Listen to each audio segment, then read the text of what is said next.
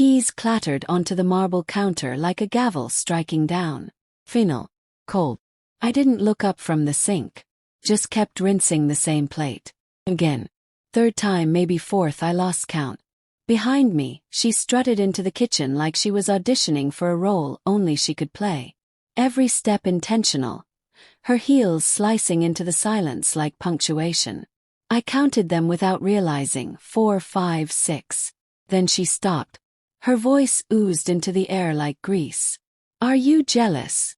I didn't flinch. Just said calmly, no. I'm just over it. And that was it. Silence followed. Not peaceful silence, but the kind that trembles with pressure. The kind that feels like it's waiting for something to explode. The kind that dares you to speak and bleed first. When I turned, drying my hands with a towel, I finally looked at her. Her name was Cassandra, my wife. 8 years of shared routines, whispered dreams, and now, this. Hair curled like she'd stepped out of a commercial. Lipstick too precise, too vibrant for a co-worker dinner. She leaned against the fridge like a villain who already knew the script of the confrontation. Over what exactly? She asked, one brow arched. You want to know the worst part? She didn't deny anything. That's how far gone we were. No more pretending. No more effort to lie convincingly. Just contempt and a smug half-smile. I didn't notice a single change. I noticed them all. 1,000 tiny paper cuts, all shallow enough to excuse, until they weren't. The perfume she hadn't worn in years. The gym visits that left her somehow dry, not a hair out of place. The networking mixers, on weeknights that turned into overnight stays. Her phone, once shared and open, now locked and flipped face down like it was hiding war plans. The name Derek popped up one night. He had been around. In her stories. In her excuses. But never in her answers. Asked who he was. She laughed. Oh my God, Jonah. Relax. He's gay. He wasn't. I knew that the night she came home at 1 a.m. Blouse wrinkled, buttoned wrong. Her collarbone reeking of cologne I didn't own. I noticed when she started wearing lingerie again. Lace matching sets. For dinner with clients. Still I said nothing. Not because I was blind. 'Cause I was hopeful. Pathetic even. I believed we'd weather the storm. That she'd realize what she was risking and come back. That we were still us. But we weren't. Cassandra wasn't caught in a storm. She was starting a whole new forecast. One where I didn't exist. And that's what burned. Not just the affair. The indifference. The way she stopped even trying to hide it. So when she asked if I was jealous and I said I was over it, I meant it. I was done chasing scraps of loyalty. She narrowed her eyes. Something flickered. Maybe fear. She had expected a scene. Rage. Tears. An emotional breakdown. Instead I was still. Too still. That unsettled her. You've been distant, she said, trying to flip the script. You don't even try anymore. I let out a bitter laugh. Not because it was funny but because it was absurd. You're sleeping with him, aren't you? She blinked. Then smiled slowly. Deliberately. You want me to say it? No, I said. Dropping the towel like a ceasefire. I just want to stop pretending I don't already know. She stayed by the fridge, not moving, not arguing. Almost studying me. That night, I locked myself in the guest room. Phone off. Door closed. And for the first time in months, I slept. The next morning was eerily normal. Sunlight barely filtered in. Cassandra sat at the kitchen table sipping coffee, scrolling her phone like it was any other Tuesday. I stood in the doorway, watching her. You sleep okay? She asked casually. Better than I have in a long time. A twitch at her eye. She didn't reply. I sat down across from her. How long's it been going on? She looked up slowly. That same cold expression. The one she gave waiters when they brought the wrong dish. Annoyed. Dismissive.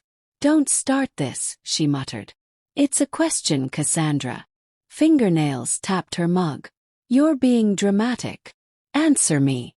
She met my eyes. Does it even matter? That broke something inside me. It wasn't just the affair. It was the contempt. The way she kept flipping the blame like this was my failing. Like my tolerance was the real offense. I walked to the living room. Pulled out the hard drive I had stored for years. Backups from our old shared laptop. She'd synced her phone years ago. Forgot to turn that off. I'd already checked it. Messages. Photos. Videos. One voice note. Her whispering. I can't wait till Jonah's out of town again. I hit play. Her voice filled the air. She froze. Then, unbothered, walked toward me. So now you're spying. You made me. A dry laugh. You think you're the victim. I was your husband. She didn't flinch. You were convenient. Derek's exciting.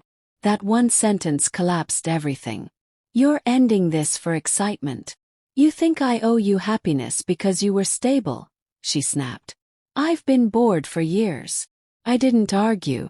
Didn't raise my voice. Just nodded. Like someone accepting defeat. She grabbed her coat. I'll be back late. If that bothers you, maybe find somewhere else to sleep. Door shut behind her.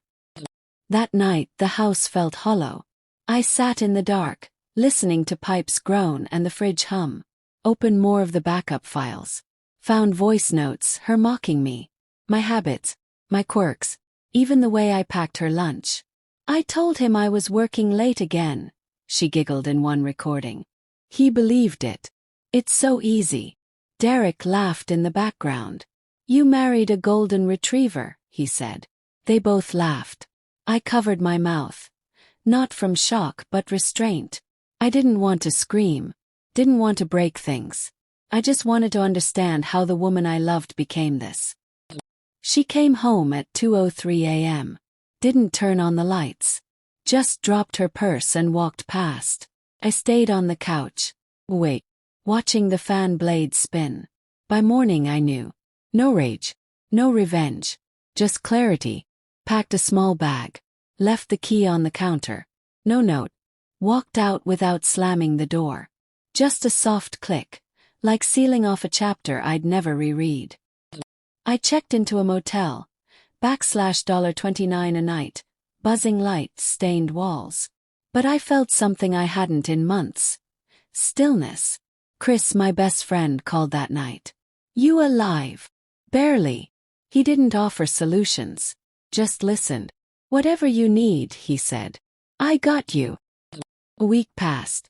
Then Cassandra texted a photo of the living room. Pristine. Blanket folded neatly. I think we should talk. Come home. Not I'm sorry. Not I love you. Just reset. I didn't reply. 2 days later, she showed up at Chris's apartment. She looked polished. Confident. Still thought she had the upper hand. You're being dramatic, she started. I found the videos, I said flatly. The hotel. The messages. Don't ever call me immature again. You weren't perfect either, she snapped. No.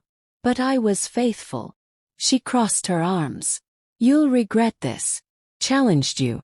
Derek challenges me. You didn't challenge me, Cassandra. You wrecked me. I turned and shut the door. She shouted one last thing. I never loved you. I loved the idea of you. It didn't hurt. Not anymore. Later that week she sent a 5-paragraph message. Said she never meant to hurt me. Said I was distant. That maybe Derek gave her what I didn't. She didn't say she loved me. She said she cared. Like I was a coach she couldn't bring herself to donate. I didn't reply. Chris read the message, handed back my phone. She cheats because she thinks she deserves more. That hit hard. The lawyer didn't flinch when I handed her the evidence. No fight over the dogs. No alimony. I just want out. The papers landed in Cassandra's inbox on a Monday. Subject line. Documents for review. No call. No text. Nothing.